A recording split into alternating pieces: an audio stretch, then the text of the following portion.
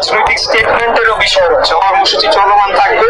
সেখানে যেটা হয়েছে সেই বিষয়ে আমাদের দলীয় বক্তব্য রয়েছে, সেটা দলীয় সিনিয়র নেতৃবৃন্দরা বলতে পারবেন যে কি আলাপ আলোচনা হয়েছে।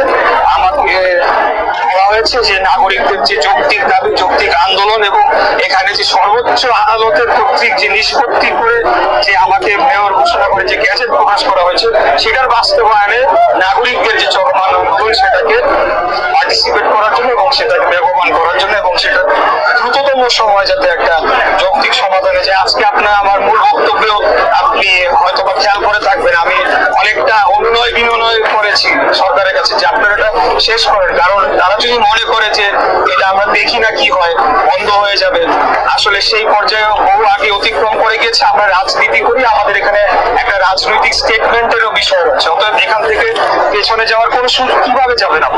এখানে আইনি জটিলতায় তারা পড়বে। আমরা এনসিপি কি সরকার? এনসিপি ঘোষণা করলে কি সেটা অবৈধ হয়ে যাবে?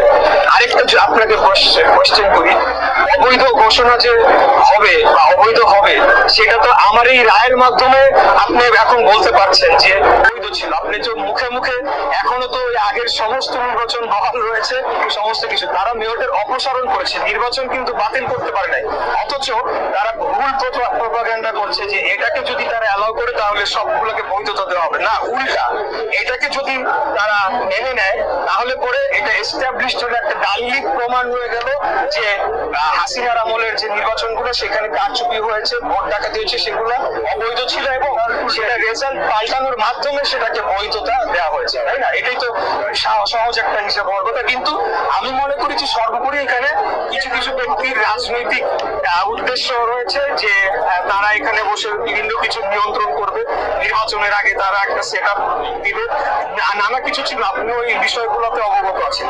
সেখান থেকে তারা এক এক সময় এক এক অজুহাত দিয়ে মানুষকে বিভিন্ন ভাবে, এক সময় বলছে রায়ের সমস্যা, আবার বলছে যে বৈধতা দেওয়া হবে, কোনটা সত্য, আবার বলছে যে একটা দিলে অনেক দিতে হবে। তাদের কথার মধ্যে কিন্তু আপনি ধারাবাহিকতা, কনসিস্টেন্সি খুঁজে পাবেন না, কারণ আমরা শুরু থেকেই জানি এগুলো রাজনৈতিক উদ্দেশ্য।